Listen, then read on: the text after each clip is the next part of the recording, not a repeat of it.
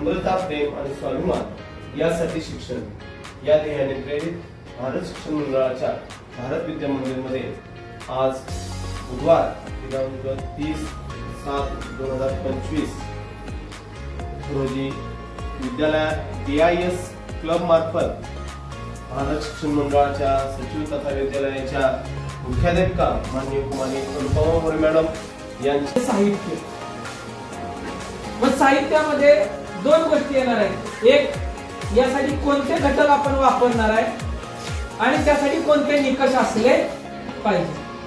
तर बघा, पहिला मुद्दा आपल्याला सांगता येईल तर बॅग तयार करायची म्हणजे सगळ्यात पहिलं काय पाहिजे आपल्याला? कापड पाहिजे. बरोबर आहे का? म्हणजे मुख्य कापड. ते मुख्य कापड कसलं असलं पाहिजे? एक, घरची ओरडतात बॅग जास्त वेळ टिकली पाहिजे, म्हणजे टिकाऊ असलं पाहिजे. त्याचं कापड नंतर बॅग आपण आतमध्ये जाऊन बघितलं चेन उघडून तर त्याला आत एक अस्तर असतं बघा, म्हणजे आतल्या बाजूला पण कापड असतं. मग ते बाहेरचं कापड आहे तसंच कापड आतल्या बाजूला असलं पाहिजे का? ते कसलं असतं मग? आतल्या बाजूला असणार कापड ते नायलॉनचं किंवा पॉलिस्टर असतं बघा, एकदम असं सुळसुळीत असतं का नाही, सॉफ्ट असतं एकदम. बाहेरचं असेल तसं आतलं असेल असून चालेल का? नाही, ते सॉफ्ट असणं गरजेचं आहे, म्हणजे गुळगुळीत अशा स्वरूपाचं असलं पाहिजे. तिसरा सगळ्यात महत्त्वाचा मुद्दा जो आपल्याला सॅक मध्ये सगळ्यात जास्त त्रास देतो तो म्हणजे त्याची झिप, चेन. बरोबर आहे? मग ती चेन कसली असली पाहिजे? आता पावसाळे दिवस आहेत, ती गंजली पाहिजे का गंजाय नको? गंजरोधक अशा स्वरूपाची चेन असणं गरजेचं आहे. बरोबर? विचारात घेत असताना काय करावं लागेल आपल्याला? तो बेस आता सॉफ्ट असून चालणार नाही. सॉफ्ट असला तर काय होईल? फोल्ड होईल. म्हणजे तो कसा असला पाहिजे? थोडासा कठीण असणं गरजेचं आहे, मजबूत असला पाहिजे. काही काही ठिकाणी बघा त्या सॅक मध्ये असा बेस जो असतो तो फोमचा असलेला आपल्याला पाहायला मिळतो, म्हणजे जास्त कठीण सुद्धा होत नाही, जास्त सॉफ्ट सुद्धा होत नाही. अशा स्वरूपाचा बेस आपल्याला इथं विचारात घेता येईल. थोडीशी मोठी असते.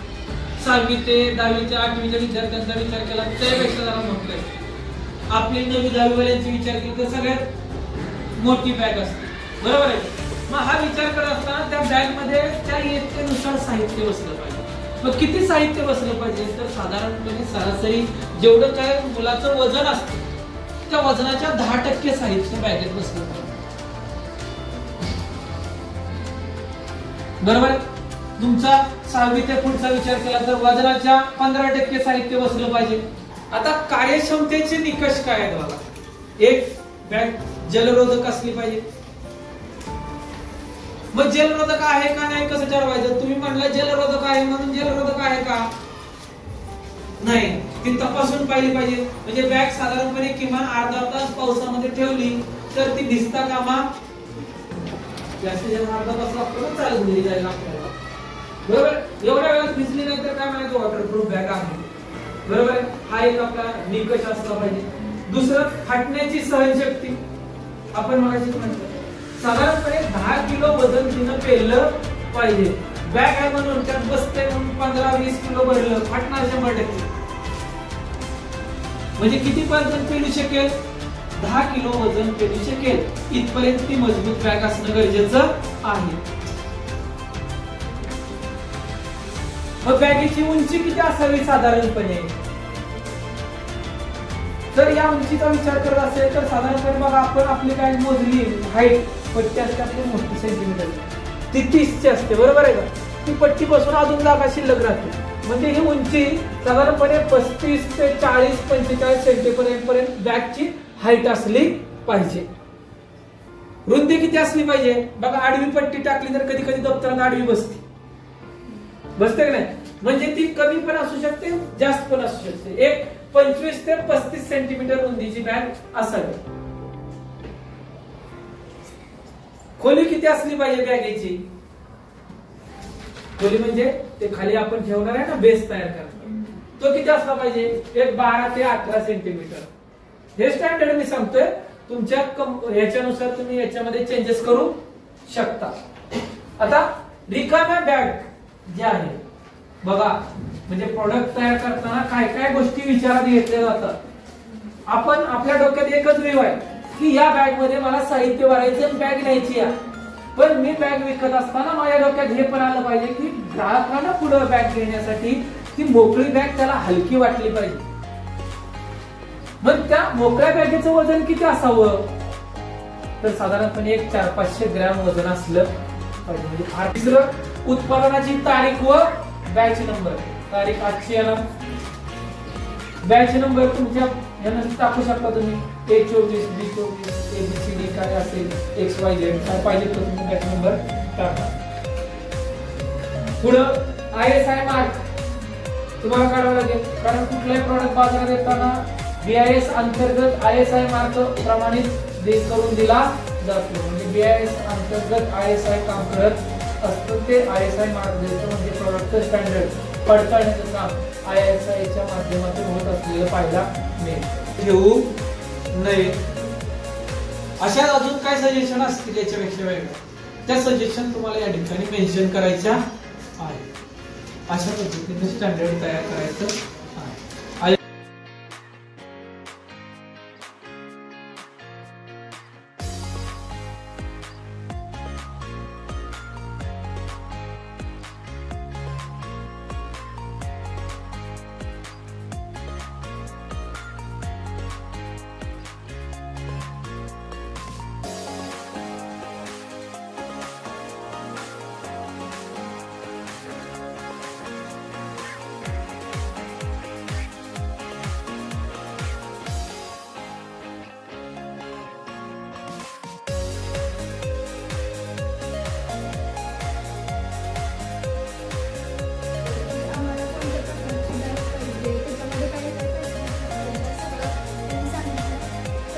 आता प्राथमिक शाळेचे जे विद्यार्थी आहेत, माध्यमिक, उच्च माध्यमिक अशा वेगवेगळ्या विभागातील विद्यार्थ्यांचे बॅगा वेगवेगळ्या प्रकारच्या असतात, त्याबद्दल बघितलं.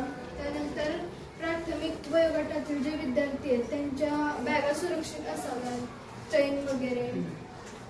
त्यांच्या गरजा काय, त्यांच्या गरजा ओळखून या बॅगची रचना पाहिजे. हा, त्यांच्या गरजा त्यासाठी पाहिजे. तर आमच्या बॅग मध्ये असे काही युनिक पाहिजे की लोक आमची बॅग घेतील. त्याचप्रमाणे जे लहान मुलं आहेत किंवा जे स्टुडंट्स आहेत त्यांच्या गरजा काय आहेत, की त्यांना स्कूल बॅग्स मध्ये नक्की कोणत्या कोणत्या फॅसिलिटीज पाहिजे, त्यांना त्यांच्या बॅग मध्ये किती कंपार्टमेंट पाहिजे, किती बॉटल होल्डर पाहिजे, किंवा आपण अजून किती त्यांना एक्स्ट्रा फीचर देऊ शकतो बॅग मध्ये, त्याविषयी आपण त्याच्यामध्ये ऍड करू शकतो. तर या आपल्या ज्या बॅग आहेत त्या आपण इको फ्रेंडली बनवू शकतो. मीन्स त्यामध्ये आपण असे कलर वापरू शकतो ज्याचा एन्व्हायरमेंट वर काही फरक पडणार नाही. परत आता आपण बघतो की जे स्टुडंट्स आहेत त्यांच्या बॅक वरती किंवा शोल्डर वरती पेन येतो, की एवढा आता स्टडी वाढल्यामुळे त्यांचे बुक्स, नोटबुक्स वगैरे त्यांची क्वांटिटी वाढली आहे. तर आपण असं फोम यूज करायचे की ज्याच्यामुळे त्यांचा जो स्ट्रेस आहे किंवा जो बॅगेवरचा लोड आहे तो कमी होईल. म्हणून त्यांना म्हणजे कमी वयामध्ये सुद्धा बॅक पेन किंवा शोल्डर पेन सारख्या समस्या नाही येणार. इयत्तेनुसार ह्याचं वर्गीकरण केलेलं आहे. कारण आता काही मुलं बघतो एवढी मुलं आणि बॅग एवढी मुलं, आता उंचीचीच बॅग असते. हा, मग एवढी मोठी बॅग त्यांना धोका होऊ शकतो काय, म्हणून कॅरी ते वजन उचलताना चालताना त्यांना डिस्टर्ब होण्याचा प्रॉब्लेम येणार. आणि हे जे पट्टे आहेत त्या पट्ट्यांमध्ये फोनचा वापर केला, कारण नाहीतर इथं त्यांना वन उठेल किंवा इजा होईल. आणि काही बॅग असे असतात की परीक्षे वेळेला आपण बाहेर गेलो आणि हरवते, एकसारखे बॅग असतात, मग हरवले, मग त्यासाठी त्याच्यावर नाव